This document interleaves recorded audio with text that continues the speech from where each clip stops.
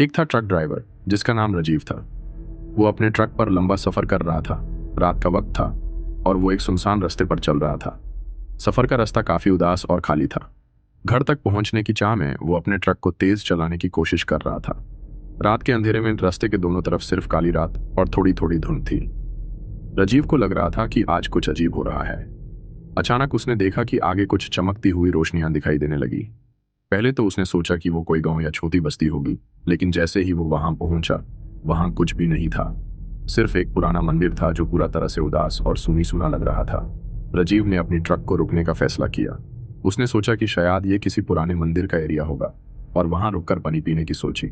जैसे ही वो मंदिर के पास पहुंचा, उसने अपने ट्रक का इंजन बैंड किया और फिर उसके कान में हल्की सी आवाज सुनाई देने लगी। पहले तो वो समझ नहीं पाया, लेकिन जैसे ही उसने ध्यान दिया, वो आवाज एक औरत की थी जो मदद के लिए पुकार रही थी। राजीव ने डर के मारे अपनी सीट बेल्ट खोला और बाहर निकल गया। उसने देखा एक खूबसूरत औरत मंदिर के अंदर खड़ी थी, जो अपने हाथ में एक दिया पकड़कर उससे बुलाने की कोशिश कर रही थी। उसकी आंखों में कुछ अजीब सी चमक थी और चेहरे पर एक मुस्कान थी जो थोड़ी खौफनाक लग रही थी।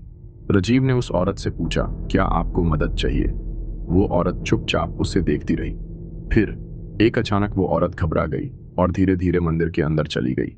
राजीव को समझ में नहीं आया कि क्या हो रहा था, लेकिन उसने सोचा कि शायद वो कोई पगाल औरत होगी जो यहाँ अकेली रह रही थी। जैसे ही राजीव अपनी ट्रक में वापस गया और इंजन स्टार्ट करने की कोशिश की, उससे लगा कि कुछ थोड़ा सा उल्टा हो गया है। उसकी ट्रक का इंजन बैंड हो गया था। बहुत कोशिश करने के बाद भी ट्रक चल नहीं पाई। उसने अपना मोबाइल निकाल कर देखा, लेकिन सिग्नल भी नहीं था।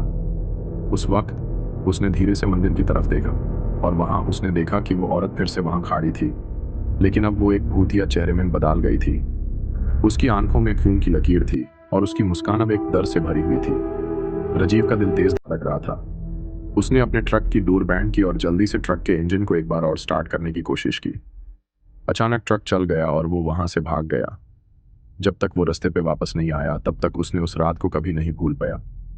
आज भी राजीव को जब भी वो रास्ते से गुजारना पड़ता है, वो अपनी ट्रक को तेज चलाता है और मंदिर के पास से दूर तक भागता है, ताकि वहां से वो भूतनी औरत दोबारा न मिल सके।